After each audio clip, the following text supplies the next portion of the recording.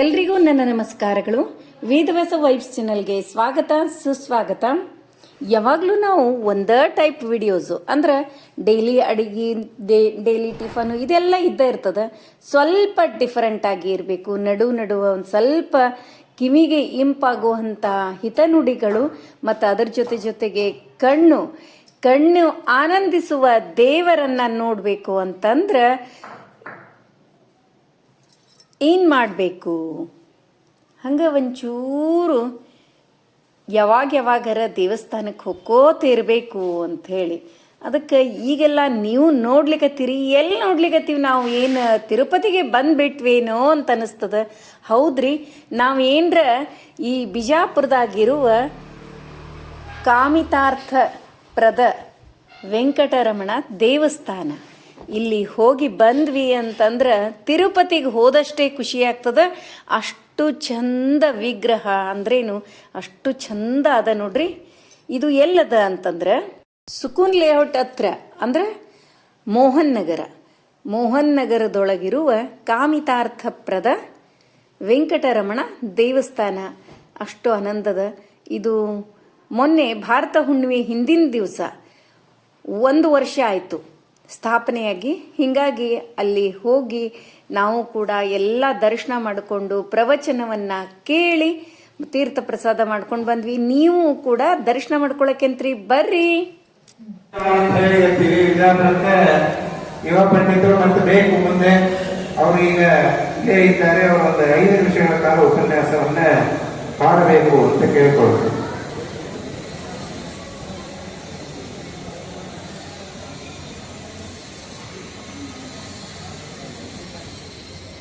ಶ್ರೀಗುರುಭ್ಯೋ ನಮಃ. ಹರಿ ಓಂ. ಕಲ್ಯಾಣಾದ್ಭುತಗಾತ್ರಾಯ ಕಾಮಿತಾರ್ಥಪ್ರದಾಯಿನೇ ಶ್ರೀಮದ್ವೆಂಕಟನಾಥಾಯ ಶ್ರೀನಿವಾಸಾಯ ತೇ ನಮಃ. ವಿಶ್ವೇಶತೀರ್ಥ ಶ್ರೀಪಾದಂಗಳವರ ಪ್ರೀತಿಯ ಶಿಷ್ಯರಾದಂತಹ ಖೇಡ ವೇದವ್ಯಾಸಾಚಾರ್ಯರಿಗೆ ನಮಸ್ಕಾರಗಳನ್ನು ಸಲ್ಲಿಸ್ತಾ, ಶ್ರೀಮದಾನಂದ ತೀರ್ಥ ಭಗವತ್ಪಾದಾಚಾರ್ಯರು ಒಂದು ತತ್ವವನ್ನು ತಿಳಿಸಿಕೊಟ್ಟಿದ್ದಾರೆ. ಹರಿ ಸರ್ವೋತ್ತಮ ಎನ್ನುವ ತತ್ವವನ್ನು. ಪರಮಾತ್ಮನು ಸರ್ವೋತ್ತಮನಾಗಿದ್ದಾನೆ ಅಂತ ಹೇಳುವ ವಿಚಾರವನ್ನ ದ್ವಾದಶ ಸ್ತೋತ್ರದಲ್ಲಿ ಹೇಳ್ತಾರೆ. ಶೃಣುತಾಮಲ ಸತ್ಯ ವಜ ಪರಮಂ ಶಪಥೇರಿತ ಮುಚ್ಛಿತ ಬಾಹುಯುಗಂ ನಹರೇಹೇ ಪರಮಃ ನಹರೇಹೇ ಸದೃಶಃ ಪರಮ ಸ್ವತು ಸರ್ವ ಚಿದಾತ್ಮಗಣ. ಪ್ರತಿನಿತ್ಯದಲ್ಲಿಯೂ ನಾವು ಪರಮಾತ್ಮನಿಗೆ ನೈವೇದ್ಯ ಮಾಡಬೇಕಾದ್ರೆ ಈ ವಾಕ್ಯಗಳನ್ನು ಹೇಳ್ತೇವೆ. ಆ ಪರಮಾತ್ಮನಿಗೆ ಸದೃಶರಾದವರು ಅಂದರೆ ಸಮಾನರಾದವರು ಯಾರೂ ಇಲ್ಲ, ಪರಮಾತ್ಮನಿಗಿಂತ ದೊಡ್ಡವರಾದವರು ಯಾರೂ ಇಲ್ಲ ಅಂತ ಹೇಳಿ ಅದರ ಮುಂದಿನ ಶ್ಲೋಕದಲ್ಲಿ ಶ್ರೀಮದಾಚಾರ್ಯರು ಅತ್ಯದ್ಭುತವಾದ ತತ್ವವನ್ನು ತಿಳಿಸ್ತಾರೆ. ಅಂದ್ರೆ ಸುಮ್ಮನೆ ನಾನು ಹೇಳಿದ್ದೇನೆ ಅಂತ ಹೋಗಬೇಡ್ರಿ, ಮಹಾಭಾರತದಲ್ಲಿ ಹಿಂಗೆ ಹೇಳಿದಾಗ ಅಂತ ಹೋಗಬೇಡ್ರಿ, ನಾನು ನಿಮಗೆ ಲಾಜಿಕ್ ಕೊಡ್ತೇನೆ, ಯುಕ್ತಿಯನ್ನು ಕೊಡ್ತೇನೆ ಅಂತ ಹೇಳ್ತಾರೆ. ಯದಿ ನಾಮ ನತಸ್ಯ ವಶೇ ಸಕಲಂ ತಥಮೇವತು ನಿತ್ಯ ಸುಖಂ ನ ಭವೇತ್ ಅಂತ. ಒಂದು ವೇಳೆ ಪರಮಾತ್ಮನ ವಶದಲ್ಲಿ ನೀವ್ಯಾರು ಇಲ್ಲದೇ ಇದ್ದಿದ್ದರೆ, ಒಂದು ವೇಳೆ ಪರಮಾತ್ಮ ಸಂತೋಷದಿಂದ ಅವನು ಸರ್ವೋತ್ತಮನಾಗದೇ ಇದ್ದಿದ್ದರೆ, ಅವನು ಸ್ವತಂತ್ರನಾಗದೇ ಇದ್ದಿದ್ದರೆ, ನಿಮಗೆ ಎಲ್ಲರಿಗೂ ಒಂದು ಪ್ರಶ್ನೆ ಕೇಳ್ತೇನೆ ಅಂತ. ಕಳೆದ 24 ಗಂಟೆ, ಆ 24 ಗಂಟೆನೂ ನಾನು ಪ್ರತಿಯೊಂದು ಕ್ಷಣ, ಪ್ರತಿಯೊಂದು ಮಿನಿಟು, ಪ್ರತಿಯೊಂದು ತಾಸು ಸಂತೋಷವಾಗಿ ಸುಖವಾಗಿ ಇದ್ದೇನೆ ಅಂತ ನಿಮಗೆ ಏನಾದರೂ ಅನುವ್ಯವಸಾಯ ಬರ್ತಾ ಇದೆಯಾ? ನಿಮ್ಮ ಮನಸ್ಸಿಗೆ ಅನಿಸ್ತಾ ಇದೆ? ದುಃಖ ಆಗ್ತಾನೆ ಇದೆ. ಹೀಗೆ ಸ್ವಲ್ಪ ಲೇಟ್ ಆಗ್ತಾ ಇದೆ ಅಂತ ಕೆಲವರಿಗೆ ಮನೆಗೆ ಹೋಗ್ಬೇಕು ಅಂತ ದುಃಖ ಆಗ್ತಾ ಇದೆ, ಕೆಲವರಿಗೆ ಸ್ವಲ್ಪ ಅಕ್ಕಡ ಸಲ ಕೂಡು ಅಂತ ದುಃಖ ಆಗ್ತಾ ಇದೆ. ಹೀಗೆ 24 ಗಂಟೆಗಳಲ್ಲಿ ಪರ್ಮನೆಂಟ್ ಹ್ಯಾಪಿನೆಸ್, ನಿರಂತರವಾಗಿ ನಮಗೆ ಸುಖ ಇಲ್ಲ ಅಂದ ಮೇಲೆ ನಿಮಗೆ ಯಾರೋ ಒಬ್ಬ ವ್ಯಕ್ತಿ ಕಂಟ್ರೋಲ್ ಮಾಡ್ತಾ ಇದ್ದಾರೆ, ಅವನೇ ಪರಮಾತ್ಮ, ಅವನೇ ವೆಂಕಟೇಶ ದೇವರು ಅಂತ ಈ ರೀತಿಯಾಗಿ ಶ್ರೀಮದಾಚಾರ್ಯರು ಹರಿ ಸರ್ವೋತ್ತಮ ಅಂತ ಹೇಳಿ ನಾವು ಸ್ವಾಮಿಗಳವರು ಬಂದಾಗ ಯಾವುದೇ ಭಜನೆ ಮಾಡಬೇಕಾದ್ರೆ ಏನು ಕೂಗ್ತಾ ಇರ್ತೀವಲ್ಲ ಆ ತತ್ವವನ್ನ ಲಾಜಿಕ್ ಇಂದ ತಿಳಿಸ್ಕೊಡ್ತಾರೆ. ನೀವು ಸರ್ವೋತ್ತಮರಲ್ಲ. ಯಾಕೆ ಅಂತಂದ್ರೆ ನಿಮಗೆ ಯಾವಾಗಲೂ ಸುಖ ಇಲ್ಲವೇ ಇಲ್ಲ. ಬೇಡ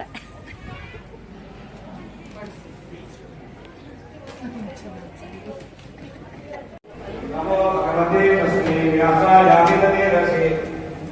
ಪ್ರಸಾದಾತ್ ವಕ್ಷ್ಯಾಮಿ ನಾರಾಯಣ ಕಥಾ ಅಶೇಷ ವಾಕ್ಯಾಖ್ಯ ವರಾಮಹಂತೆ ನಮೋ ಸ್ಪಷ್ಟ ಸ್ವಾಕ್ಯದಾಯಿನಿ ಮಮೇಹ ಜುಹ್ವಾಗ್ರ ಸುರಂಗ ರತ್ನಗಿ ಮಮ ಪ್ರಸನ್ನ ವದನೆ ಜಮೇ ಶ್ರೀ ಹೃದು ಶ್ರೀವರಾನಂದ ತೀರ್ಥೇಂದ್ರನೋ ಹೃದಂಬರೆ ಯದ್ವಜಶ್ಚಂದ್ರಿಕಾ ಸ್ವಾಂತ ಸಂತಾಪಂ ಮಲಿಕಂದರಿ ಭವನಿಯ ನರಭಾವಾನೇನ ಮೃಗೋ ವಿವಾಗ್ನಿ ಜಡಮದಿರಮಿಚಂದ್ರಜಯೇ ಪ್ರಾಜ್ಞಮೌಲಿ ಸಕಲ ವಚನ ಚೇತೋ ದೇವತಾ ಭಾರತೀ ಸಾ ಮಮ ವಚಸಿ ನಿಧತ್ತ ಸತ್ಯ ಮಾನಸೇ ಚ ನಮೋ ಸ್ಪರ್ಧಿ ಕಾರ್ಯ ಉತ್ಸವ ಅಂತ ಭಾವಿಸಬೇಕು. ನಮ್ಮ ಏರಿಯಾದೊಳಗಾಗಲ್ಲ ನಿಮ್ಮ ಏರಿಯಾದೊಳಗಾಗಲ್ಲ ಸಂಬಂಧ ಇಲ್ಲ. ಇಲ್ಲಿ ಭಗವಂತನ ಪ್ರವೇಶವನ್ನು ಮಾಡ್ತಾ ಇರುವಾಗ ಉದ್ಯಾನಗಳನ್ನು ಮಾಡಬೇಕು, ಕೆರೆಗಳನ್ನು ಕಟ್ಟಿಸಬೇಕು, ಪ್ರಾಣಿಗಳಿಗೆ ಲೋಕೋಪಕಾರಕ್ಕಾಗಿ. ಹಾಗೆ ನನ್ನ ಮೂರ್ತಿಯನ್ನು ಕೂಡ ಪ್ರತಿಷ್ಠಾಪನೆಯನ್ನು ಮಾಡಿ ದೇವ ಮಂದಿರವನ್ನು ಮಾಡಬೇಕು ಅಂತ ಹೇಳುತ್ತಾರೆ. ಉದ್ಧವ ಗೀತೆಯಲ್ಲಿ ಬರ್ತದೆ, ಸಾವಿರಾರು ಭಕ್ತರಿಗೆ ಆ ತನ್ಮೂಲಕವಾಗಿ ಭಗವಂತ ಅಚಲವಾದ ಪ್ರತಿಮೆಯಲ್ಲಿ ನಿಂತು ಎಲ್ಲ ಭಕ್ತರಿಗೆ ಅನುಗ್ರಹವನ್ನು ಮಾಡುತ್ತಾನೆ. ಅದಕ್ಕಾಗಿ ನಮ್ಮ ಸಂಜೀವಾಚಾರ್ಯರು ಸ್ವಾಮಿಗಳಿಗೆ ಪ್ರಾರ್ಥನೆಯನ್ನು ಮಾಡಿದಾಗ ಇದೊಂದು ಅದ್ಭುತವಾಗಿರ್ತಕ್ಕಂತಹ ಪರಮಾತ್ಮನ ಶ್ರೀ ಶ್ರೀನಿವಾಸ ದೇವರ ವಿಗ್ರಹವನ್ನ ಅಲ್ಲಿ ತಮ್ಮ ಬಿಂಬರೂಪಿಯಾದ ಪರಮಾತ್ಮನನ್ನ ಪ್ರತಿಷ್ಠಾಪನೆ ಮಾಡಿಕೊಟ್ಟಿದ್ದಾರೆ. ಮಧ್ಯ ಅನುಗ್ರಹವನ್ನು ಮಾಡಿದರು. ಗ್ರಾಮೀಣಾರ್ಥ ಭಗವಂತ ಚಿಂತಾಮಣಿ ವೆಂಕಟೇಶ ಮಹತ್ವದಲ್ಲಿ ಬರ್ತದೆ. ಕಾಮಧೇನು ಕಲ್ಪವೃಕ್ಷ ಚಿಂತಾಮಣಿ ಅಂತ ಆ ದೇವಶರ್ಮ ಪ್ರಾರ್ಥನೆ ಮಾಡ್ತಾ ಇರುವಾಗ ಆದಿತ್ಯ ಪುರಾಣದಲ್ಲಿ ಬರ್ತದೆ. ಕಾಮಧೇನು ಕಲ್ಪವೃಕ್ಷ ಚಿಂತಾಮಣಿ ಎಲ್ಲವೂ ಕೂಡ ವೆಂಕಟೇಶ ತ್ವಮೇವ ಹಿ ಬರ್ತದೆ. ಯಾವ ಪರಮಾತ್ಮನ ವರಾಹದೇವರ ಒಂದು ಕೂದಲಿನ ದೊಡ್ಡ ತುದಿಯಲ್ಲಿ ಈ ಅನಂತ ಬ್ರಹ್ಮಾಂಡಗಳು ಕೂಡ ಪರಮಾಣು ಅಂತ ಕಾಣುತ್ತದೆ ಅಂತ ಹೇಳ್ತಾರೆ. ಮಧ್ಯ ಉದಾಗದ ಆಕಾಶ ವ್ಯಕ್ತೋದಿ ಪರಮಾಣುದ. ಇಂತಹ ನಿತ್ಯದಲ್ಲಿ ಕೂಡ ಬ್ರಹ್ಮ ಕರಾರ್ಚಿತವಾದ ಅನಂತ ಸಂವಿಧಾನವುಳ್ಳ ಆ ಪರಮಾತ್ಮನನ್ನ ಪೂಜೆ ಮಾಡತಕ್ಕಂತಹ ಸ್ವಾಮಿಗಳವರು ಇಲ್ಲಿ ಬಂದು ಆ ಸ್ವಾಮಿಗಳು ಇದೆ ಅಂತ ನೀವು ಬಂದ್ರೆ ಸಾಕು, ಅಲ್ಲಿ ಭಗವಂತನ ಸನ್ನಿಧಾನ ಬಂದ್ಬಿಡುತ್ತದಂತ. ಹಾಗೆ ರಾಮ ಕೇವಲ ನಾಲಿಯನ್ನು ನೋಡಿದ ತಕ್ಷಣವೇ ಅತಿ ಕಲ್ಲಂತೆ ಇದ್ದಳು, ಕಲ್ಲಾಗಿದ್ದಿಲ್ಲಲ್ಲ ಕಲ್ಲಿನಂತೆ ಇದ್ದಳು.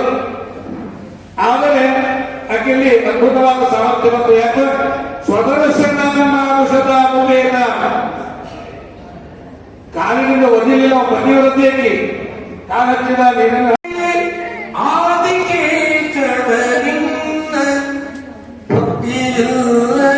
ಜನಕ್ಕೆ ಮುಕ್ತಿ ಉಂಟೆ. ಆ ಮುಕ್ತಿ ಅಂತನ್ನೋದಾಗಬೇಕಾಗಿದ್ದರೆ ಅದರ ಹಿನ್ನೆಲೆಯಲ್ಲಿ ನಮಗೆ ಮುಕ್ತಿ ಅಂತನ್ನೋದು ಬೇಕೇ ಬೇಕು. ಹಾಗಾಗಿ ಪರಮಾತ್ಮನ ಪದಾರ್ಥಗಳಲ್ಲಿ ಆ ಭಕ್ತಿಯನ್ನೇ ಕೇಳಿಕೊಳ್ಳಬೇಕು. ಆ ಭಕ್ತಿಯ ಸ್ತರಗಳಲ್ಲಿಯೂ ಸ್ತರಗಳು ಬೇಕಾದಷ್ಟು ಇವೆ. ಅಮಲವಾದ ಭಕ್ತಿ, ನ ದಾನಂ ನ ತಪೋ ನೇತ್ಯಾಹ ನ ಶೌಚಂ ನೌದಕಾನಿ ಚ ಪ್ರೀಯತೆ ಅಮಲಯ ಭಕ್ತ್ಯ ಹರಿರನ್ಯತ್ ವಿಡಂಬನಂ. ಅಮಲವಾದ ಭಕ್ತಿಗೆ ಪರಮಾತ್ಮ ಮೆಚ್ಚುತ್ತಾನೆ ಹೊರತು ಈ ಕೊಳಕು ಭಕ್ತಿಗೆ ಪರಮಾತ್ಮ ಮೆಚ್ಚುವುದಿಲ್ಲ. ಹಾಗಾಗಿ ಶುದ್ಧವಾದ ಭಕ್ತಿಯನ್ನೇ ನಮಗೆ ಕೊಡುವಂತ ದೇವರ ಪದಾರ್ಥಗಳಲ್ಲಿ ನಾವು ಪ್ರಾರ್ಥನೆಯನ್ನು ಮಾಡೋಣ. ನಮ್ಮ ಮಿತ್ರವರಿಯರು ಅವರು ಆಡು ಮುಟ್ಟದ ಗಿಡ ಇಲ್ಲ. ಅವರ ಸಂಸ್ಥೆಗಳು ಎಷ್ಟೆಷ್ಟು ಜಗತ್ತಿನಲ್ಲಿ ಎಷ್ಟೆಷ್ಟು ಸಂಸ್ಥಾಪಕ ಆ ಎಲ್ಲಾ ಸಂಸ್ಥೆಯನ್ನ ಸ್ಥಾಪನಾ ಮಾಡಿದವರು ನಮ್ಮ ಗೆಳೆಯರು. ನಾವು ಒಂದು ಊರ ಇರಂಗಿಲ್ಲ. ಇವತ್ತು ಇಲ್ಲಿದ್ದೇವೆ ಅಂದ್ರೆ ನಾಳೆ ಬೇರೆ ಕಡೆಗೆ ಇರ್ತೇವೆ. ಇಲ್ಲಿ ಹೋದಲ್ಲಿ ಸಂಜೀವಾಚಾರವನ್ನು ಕಟ್ಟಬೇಕು ಬಂತು ಅವನ ನೆಲೆಯಾರೆ. ನಮಗೂ ಒಂದು ಹೆಮ್ಮೆಯ ವಿಷಯ. ಹಾಗಾಗಿ ಎಂತಹ ಅತಿ ಒಳ್ಳೆ ವಾಕ್ಯಗಳು, ಒಳ್ಳೆ ಮಂತ್ರಜ್ಞರು ಈಗ ಎಲ್ಲ ಕಡೆ ಪ್ರತಿಷ್ಠಾಪನೆ ಮಾಡಿಸ್ತಾರೆ. ಅವ್ರು ಹೇಳ್ತಾರೆ ಎಲ್ಲ ಪ್ರತಿಷ್ಠಾಪನೆ ಮಾಡಿಸ್ಕೊಂಡು ಹೋಗ್ತೀನಿ, ಪೂಜೆ ಮಾಡ್ಕೊಂಡು ಕೊಡ್ರಿ ಅಂತ. ಅಷ್ಟು ಪ್ರತಿಷ್ಠಾಪನೆಗಳನ್ನೇ ಈಗಾಗಲೇ ಮಾಡಿಸಿದ್ದಾರೆ. ಅವರಿಗೆ ತಮ್ಮೆಲ್ಲರ ಪರವಾಗಿ ನಮಸ್ಕಾರ ಪೂರ್ವಕ ಕೃತಜ್ಞತೆಗಳನ್ನ ತಿಳಿಸ್ತಾ, ಇನ್ನು ಮುಂದೆ ನಮ್ಮ ಸತ್ಯಜ್ಞಾನ ವಿದ್ಯಾಪೀಠದ ಅಲ್ಲಿ ಓದಿ ವಿಜಯಪುರದಲ್ಲೇನೆ ಪಾಠ ಪ್ರವಚನ ಮಾಡ್ತಾ ಇರುವ ಅದೊಂದು ವೆಂಕಟೇಶ್ ದೇವರು ಬಿಟ್ಟೆ ನಮ್ಮ ಬಡೆ ಕಮಾನ್ ಹತ್ರ ಉಜ್ಜಿರಗಲ್ಲಿ ಅದು ಕೂಡ ಬಹಳ ಪ್ರಾಚೀನವಾದಂತಹ ದೇವಸ್ಥಾನ, 100 ವರ್ಷಗಳ ಇತಿಹಾಸ ಇದೆ. ಅಲ್ಲೆಲ್ಲ ಪರ್ಯಾಯ ಕ್ರಮದಿಂದ ಪೂಜೆ ಆಗ್ತಾ ಇರ್ತದೆ. ಅಂದ್ರೆ ಇವ್ರ ಪಾಳಿಯೆಲ್ಲ ಎಷ್ಟೋ ವರ್ಷಕ್ಕೊಮ್ಮೆ ಬರ್ತದ, 9 ವರ್ಷಕ್ಕೊಮ್ಮೆ ಪಾಳಿ. ಈಗ ಅವ್ರ ಪಾಳಿ ನಡೆದದ, ಮತ್ತು 9 ವರ್ಷಕ್ಕೊಮ್ಮೆ ಪಾಳಿ ಬರ್ತದ, ಪರ್ಯಾಯ ನಡೆದದ ಅಂದ್ರೆ ಅದು ಎಷ್ಟು ಪ್ರಾಚೀನದ ಅನ್ನೋ ಕಲ್ಪನೆ ನಿಮಗೆಲ್ಲ ಬರ್ಲಿಕ್ಕೆ ಸಾಧ್ಯ. ಈಗ ಅವ್ರದೇ ಪರ್ಯಾಯ ನಡೆದಿದೆ. ವೆಂಕಟೇಶ ದೇವರ ಅರ್ಚಕರಾದಂತಹ ಪಂಡಿತ ವಿನಾಯಕಾಚಾರ್ಯ ಗುಡಿಯವರು ಒಂದು 5 ನಿಮಿಷಗಳ ಕಾಲ ಉಪನ್ಯಾಸ ಮಾಡಬೇಕು. ಶ್ರೀಗುರುಭ್ಯೋ ನಮಃ. ಪರಮಗುರುಭ್ಯೋ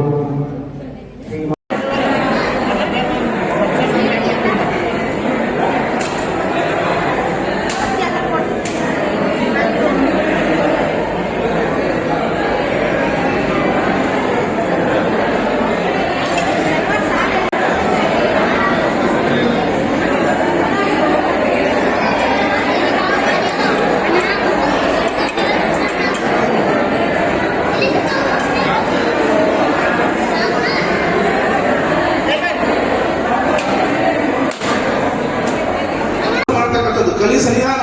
ಹಾಗಾಗಿ ಅಂಥ ವಸ್ತುಗಳಿಂದ ನಾವು ಅಸಂಗ ಆಗಬೇಕು. ಪರಮಾತ್ಮನಲ್ಲಿ ನೈರ್ಗುಣವಾಗಿರ್ತಕ್ಕಂತಹ ನೃತ್ಯಬೇಕು. ಅದು ಹೆಂಗ ಬರ್ತದ ಅಂತ ಮತ್ತೆ ಮುಂದೆ ಆ ಸನಕಾದಿಗಳಿಗೆ ಪ್ರಶ್ನೆ ಕೇಳ್ತಾನೆ.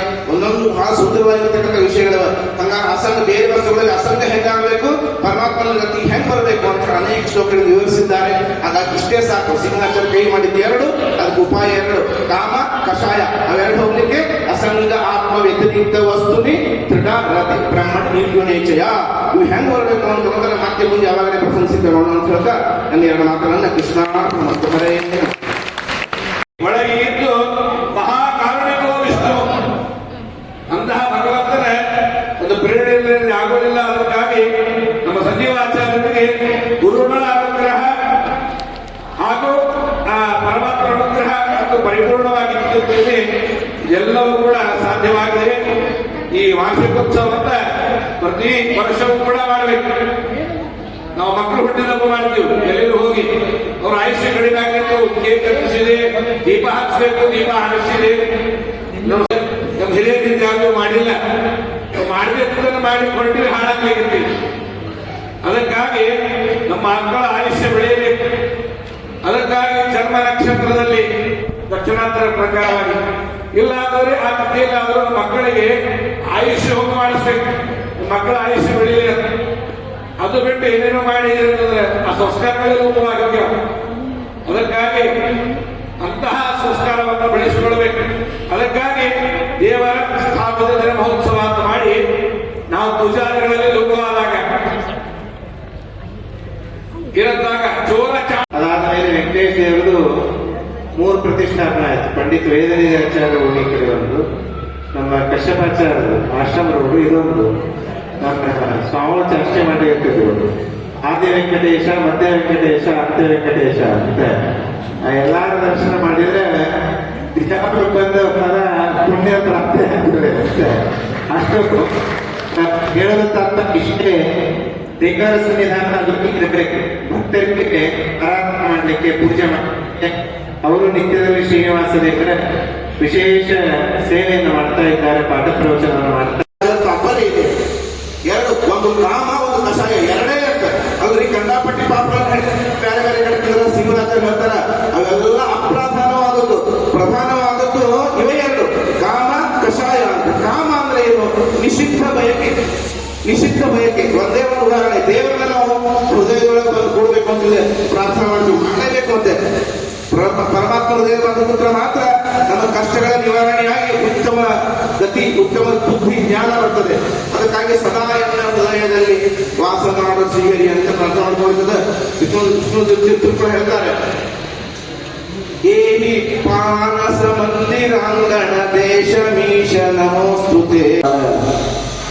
ಶ್ರೀನಿವಾಸ ದೇವರ ದಿವ್ಯವಾದಂತಹ ಸನ್ನಿಧಾನ. ದೋಷದಿಂದಾಗಿ ತಾನು ಓಡಿ ಬಂದು ಕೂತು ಕಾಮಿತಾರ್ಥಪ್ರದ, ಯಾರಿಗೆ ಏನು ಬೇಕೋ ಭಕ್ತರಿಗೆ ಆ ವರವನ್ನ ದೇವರು ತಾನು ಕೊಡ್ತಾನೆ. ಅಂತಹ ದಿವ್ಯವಾದಂತಹ ಈ ಸನ್ನಿಧಾನದಲ್ಲಿ 2 ನಿಮಿಷದಲ್ಲಿ ಒಂದು ಭಗವಂತನ ಮಹಿಮೆಯನ್ನು ಹೇಳಿ ನನ್ನ ಸೇವೆಯನ್ನು ನಾನು ಮುಗಿಸ್ತೇನೆ. ಪರಮಾತ್ಮನನ್ನ ಶಾಸ್ತ್ರದಲ್ಲಿ ಹೇಳಬೇಕಾದ್ರೆ ಕಲ್ಯಾಣ ಅದ್ಭುತಗಾತ್ರಾಯ, ದೇವರನ್ನ ಅದ್ಭುತ ಗಾತ್ರ ಅಂತ ಕರೀತಾರೆ. ಯಾಕೆ? ನಮ್ಮೆಲ್ಲರ ಗಾತ್ರವೇ, ಆದರೆ ದೇವರು ಮಾತ್ರ ಅದ್ಭುತ ಗಾತ್ರ. ಯಾಕೆ ದೇವರನ್ನ ಅದ್ಭುತ ಗಾತ್ರ ಅಂತ ಕರೀತಾರೆ ಅಂತಂದರೆ, ಸಾಮಾನ್ಯವಾಗಿ ಒಬ್ಬ ವ್ಯಕ್ತಿ ಏನು ಕೆಲಸ ಮಾಡಬಹುದು, ಒಬ್ಬ ಕೆಲಸ ಮಾಡುತ್ತಾನೆ, ಇನ್ನೇನೋ ಕಲಿಯುತ್ತಾಗುವಂತಹ ಕೆಲಸವನ್ನ ಒಬ್ಬ ವ್ಯಕ್ತಿ ತಾನು ಮಾಡಬಹುದು. ಆದರೆ ದೇವರು ತಾನು ಹೇಗಿದ್ದಾನೆ ಅಂತಂದರೆ ಸರ್ವತ ಪಾಣಿಪಾದಂತ ಸರ್ವತೋಕ್ಷಿ ಶಿರೋಮುಖ. ದೇವರ ಕೈಯಿಂದ ಮಾಡುವಂತಹ ಕೆಲಸ ಅನಿವಾರ್ಯವಾಗಿ ಕೈಯಿಂದಲೇ ಮಾಡಬೇಕು ಅಂತ ದೇವರಿಗಿಲ್ಲ. ದೇವರು ಎಲ್ಲ ದೇಹದಲ್ಲಿ ದೇವರಿಗೆ ಕೈ ಇದೆ, ಎಲ್ಲಾ ಕಡೆನೂ ಕಾಲಿದೆ, ಎಲ್ಲಾ ಕಡೆನೂ ತಲೆ ಇದೆ. ಹಾಗಾದರೆ ದೇವರು ಕಣ್ಣಿನಿಂದ ಕೇಳಬಹುದು, ಕಿವಿಯಿಂದ ನೋಡಬಹುದು, ಇನ್ನಿತರ ಬೇರೆ ಬೇರೆ ಅವಯವಗಳಿಂದ ದೇವರು ಎಲ್ಲವನ್ನೂ ಮಾಡಬಹುದು. ಇಂತಹ ಕೆಲಸ ಯಾರಿಗಾದರೂ ದೇಹಕ್ಕೆ ಮಾಡಲಿಕ್ಕೆ ಬರ್ತದೆಯಾ? ಅದಕ್ಕಾಗಿ ದೇವರನ್ನ ಕರೆದದ್ದು ಅದ್ಭುತ ಗಾತ್ರ. ಅಥವಾ ವಿಶ್ವ ಇವತ್ತು ದೇವರ ಹೊಟ್ಟೆಯಲ್ಲಿ ಇದೆ. ಹೇಗೆ ಇದೆ ದೇವರ ಹೊಟ್ಟೆಯಲ್ಲಿ?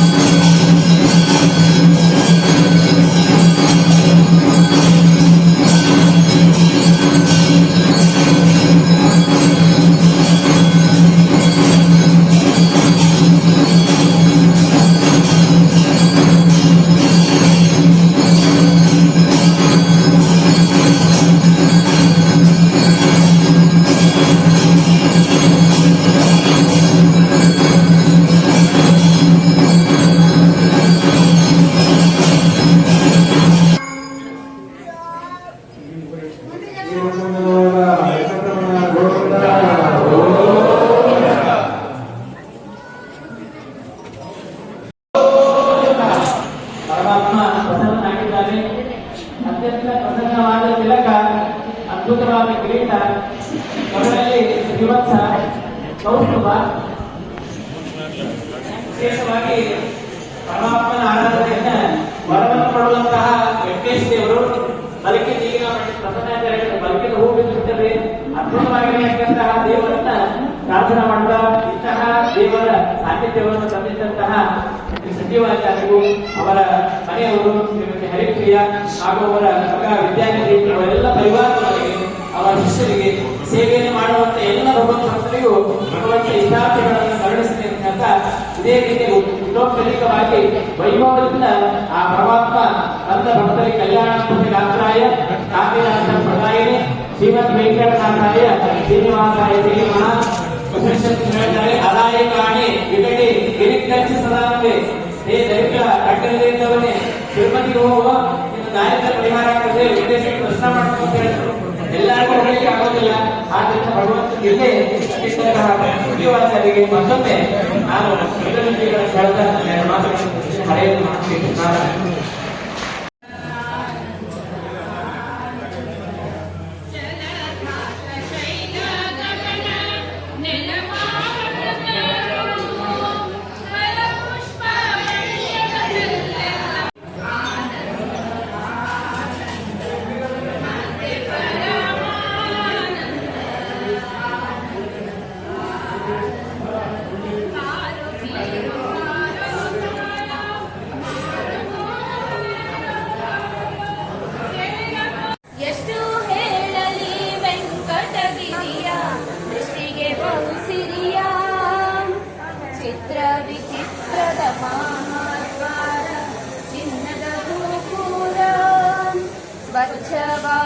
ಸ್ವಾಮಿ ಪುಷ್ಕರಣಿ ತೀರ ಸುತ್ತಲೂ ಪ್ರಾಕಾರ ಹೆಚ್ಚಿನ ತೀವ್ರತವೇ ಮನೋಹರ ಮಾನವ ವಿಸ್ತಾರ ಬೇಡಿ ನಿಸ್ವಾರ್ಥಗಳ ಇರಾಡುವ ದೊರೆಯ ಎಷ್ಟು ಹೇಳಲಿ ವೆಂಕಟಗಿರಿಯ